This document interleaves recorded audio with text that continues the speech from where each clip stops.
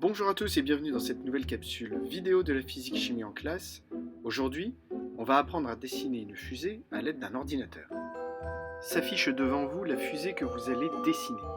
Elle est composée d'une ogive, la surbrillance orange, d'un corps de fusée, l'autre surbrillance orange, et de trois ailerons, un premier ici, un deuxième ici et un troisième ici.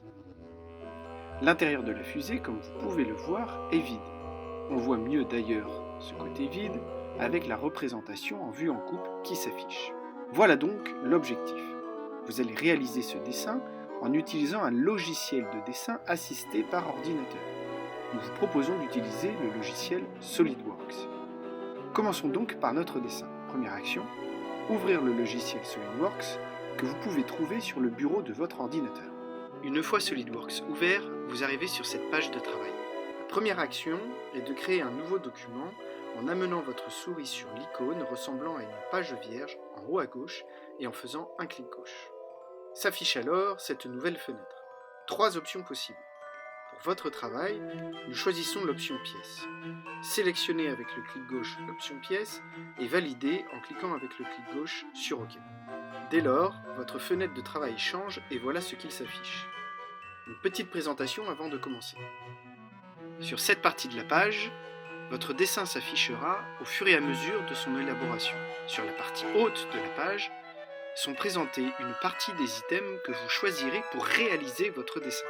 Ici à gauche, d'autres items que vous utiliserez. Et enfin, sur cette partie de la page, pour l'instant vide, s'affichera l'arborescence de votre dessin, à savoir toutes les étapes déjà effectuées. Vous allez pouvoir maintenant dessiner. Premièrement, amenez votre souris sur plan de face ici à gauche et faites un clic gauche. Amenez maintenant votre souris sur l'onglet Esquisse en haut et faites un autre clic gauche. Pour SolidWorks, une esquisse n'est rien d'autre qu'une figure ou un ensemble de figures géométriques planes. La première figure géométrique plane à construire est un cercle. Toutes les figures géométriques planes à votre disposition sont ici en haut. Sélectionnez donc un cercle avec votre souris à l'aide d'un clic gauche sur l'icône correspondante. Maintenant, amenez votre souris sur la partie Dessin et remarquez qu'un crayon apparaît.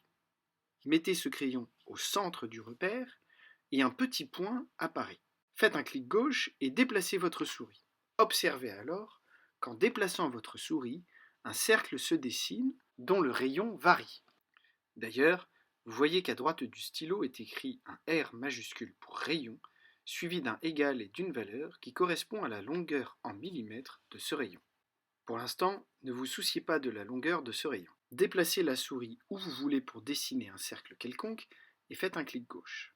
Avant de valider ce cercle, il faut spécifier la longueur de son rayon. Pour cela, amenez votre souris ici et remarquez qu'apparaît rayon. Dans ce rectangle, changez la valeur qui s'affiche par une nouvelle valeur, 10 pour 10 mm, à savoir 1 cm. Validez en allant sur l'icône verte en haut, un clic gauche, et voilà votre cercle dessiné. N'hésitez pas à zoomer avec la molette de la souris afin de mieux visualiser ce cercle. Finalement, quittez l'esquisse en allant ici à droite et en faisant un clic. Deuxième étape de ce dessin, transformez ce cercle qui est un plan en cylindre, qui lui est un solide. Pour cela, déplacez votre souris jusqu'à l'onglet Fonction, un clic gauche, puis cliquez sur l'icône Base bossage extrudé et un cylindre est dessiné à partir du cercle. La hauteur de ce cylindre ne correspond pas à celle souhaitée. Afin de la modifier, il vous suffit d'aller ici avec votre souris et de changer la valeur à l'aide de votre clavier numérique. Entrez la valeur 40 mm, soit 4 cm, et validez avec un clic gauche sur la vague verte. Dézoomez avec la molette de la souris et ainsi vous pouvez voir la totalité de votre cylindre. L'étape suivante, dessinez l'ogive. Tout d'abord, modifiez l'angle d'observation du cylindre dessiné. Amenez la souris sur cette icône, clic gauche sur la flèche, et sélectionnez avec un autre clic gauche l'orientation de vue par la droite. Il faut maintenant dessiner une ligne de construction. Pour cela, retournez sur plan de droite, clic gauche, puis sur esquisse, un nouveau clic gauche.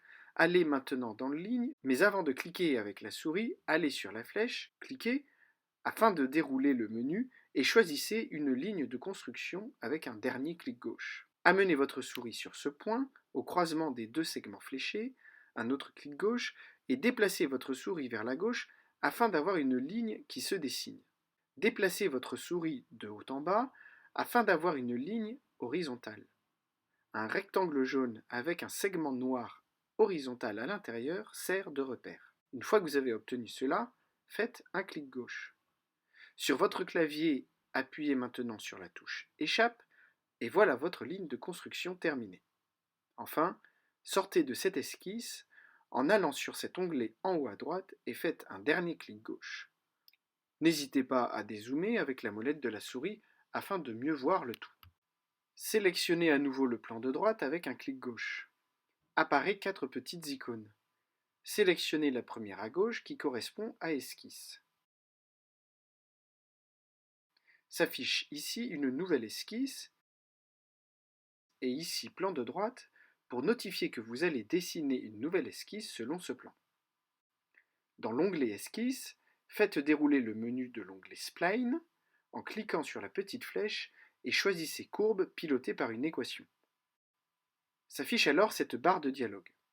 Dans ce premier rectangle, vous allez entrer l'équation de la droite. Un clic gauche dans ce rectangle et entrez alors l'équation suivante, 0,33 333 multiplié par x moins 0,0055 555 multiplié par x multiplié par x. Dans le rectangle suivant, entrez la valeur 0 et dans celui encore en dessous, entrez la valeur 30. Validez en cliquant sur la vague verte. S'affiche ici la courbe qui a été dessinée à partir de l'équation que vous avez rentrée. Pour terminer le plan de notre ogive, il faut maintenant dessiner une ligne ici et une autre ici. Pour cela, allez dans Ligne, un premier clic, vous amenez ensuite le stylo qui apparaît sur ce point-là, un autre clic afin de tracer une première ligne. Cette ligne doit être horizontale. Déplacez votre souris de haut en bas afin qu'apparaisse un petit rectangle jaune avec un segment noir horizontal à l'intérieur. Prolongez cette ligne qui est maintenant bien horizontale afin qu'elle arrive à la perpendiculaire du point ci-dessus. Un rectangle jaune avec un segment noir horizontal et un autre rectangle blanc, cette fois-ci avec un segment vertical noir, indique la bonne position.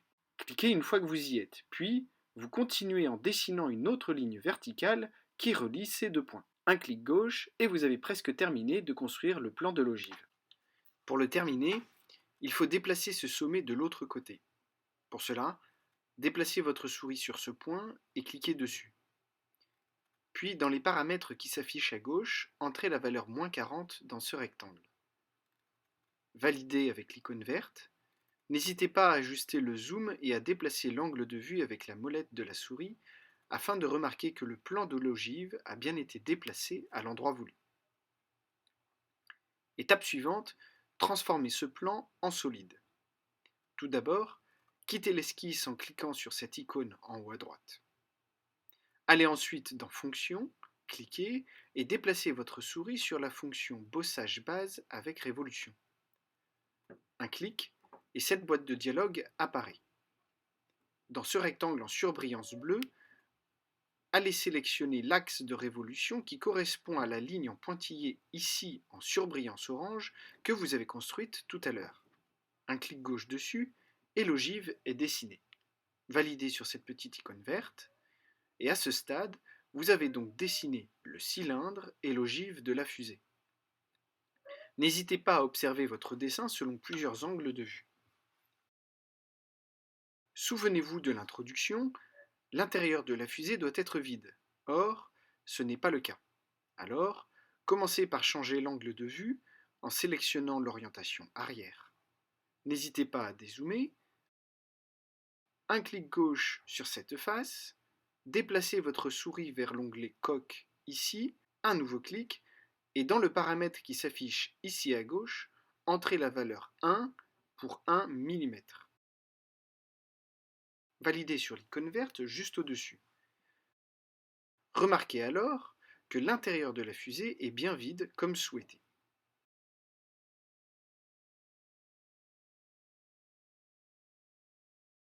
Dernière étape de votre fusée, les ailerons. Comme présenté en introduction, la fusée doit être équipée de 3 ailerons en forme de prisme. Tout d'abord, commencez par changer l'angle d'observation en sélectionnant Vue de droite. Cliquez ensuite sur Plan de droite et allez dans Esquisse pour sélectionner Ligne. Placez votre souris sur ce point, un petit rectangle jaune avec ce symbole doit apparaître. Un clic, et tracez ensuite un segment vertical de la longueur que vous voulez. Un nouveau clic, puis tracez un autre segment oblique d'une direction quelconque, rejoignant cette ligne horizontale qui apparaît en surbrillance orange. Remarquez le petit rectangle jaune avec un symbole qui apparaît, montrant que vous êtes au bon endroit. Un nouveau clic pour terminer ce segment. Enfin, terminez ce triangle en amenant votre souris au point de départ et validez ce dernier segment avec un dernier clic. Validez ce triangle en cliquant sur la vague verte ici en haut à gauche, et il faut maintenant spécifier les dimensions de ce triangle. Pour cela, amenez la souris sur l'onglet Cotation intelligente et cliquez dessus. Amenez votre souris sur ce segment du triangle, un clic, et doit apparaître normalement ce segment doublement fléché bleu avec un nombre. Un nouveau clic et dans la fenêtre de dialogue qui apparaît, entrez la valeur 10 pour 10 mm, soit 1 cm, puis validez. De même, allez sur ce segment du triangle, un clic, et dans la fenêtre de dialogue qui apparaît, entrez la valeur 30 pour 30 mm, soit 3 cm, et validez. Validez toutes ces longueurs en cliquant sur cette vague verte. L'esquisse du premier aileron est maintenant terminée. Quittez l'esquisse en cliquant sur cette icône en haut à droite. Pour terminer cet aileron, il faut faire évoluer ce plan en solide. Tout d'abord, changez l'orientation de la vue en sélectionnant Vue de dessous et n'hésitez pas à faire tourner la vue avec la molette de la souris. Sélectionnez l'esquisse précédemment dessinée, allez dans Fonction et cliquez sur la fonction Base bossage extrudée.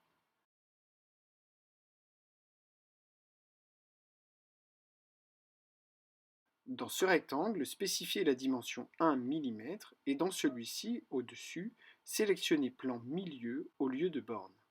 Validez sur l'icône verte et voilà votre premier aileron dessiné. Pour mieux le voir, n'hésitez pas à faire tourner l'orientation de vue et à changer celle-ci en sélectionnant l'orientation isométrique. Les deux autres ailerons à dessiner sont les mêmes que le premier. Ils sont juste placés à deux endroits différents. Il suffit donc de les copier et de les coller là où il faut. Pour cela, amenez votre souris en haut à gauche de votre écran sur ce triangle afin de faire apparaître tous ces nouveaux onglets. Sélectionnez Insertion et dans cet onglet, sélectionnez Fonction puis Déplacer, Copier. Cliquez alors sur le premier aileron dessiné afin que celui-ci soit sélectionné comme le corps à déplacer ou copier. Vérifiez bien que l'option Copier soit cochée dans la fenêtre de dialogue et entrez la valeur 2 ici, puisque l'on veut recopier 2 fois le premier aileron. Enfin, dans ce rectangle, sélectionnez la ligne de construction en pointillé orange ici, ligne que vous avez dessinée précédemment. Dans le rectangle juste en dessous qui est apparu, entrez la valeur 120 pour 120 degrés d'angle afin que les 3 ailerons soient équitablement répartis autour du corps cylindrique de la fusée. Validez sur l'icône verte ici et voilà votre fusée équipée de ces 3 ailerons. Il ne vous reste plus qu'à imprimer avec une imprimante 3D votre fusée et de la lancer vers le ciel. Nous en avons terminé avec cette vidéo que vous pouvez d'ailleurs retrouver sur la chaîne YouTube de la physique chimie en classe, et n'hésitez pas à regarder d'autres vidéos de cette chaîne pour mieux comprendre comment fonctionne le principe de propulsion d'une fusée. Sur ce, bon travail, prenez bien soin de vous et je vous dis à bientôt.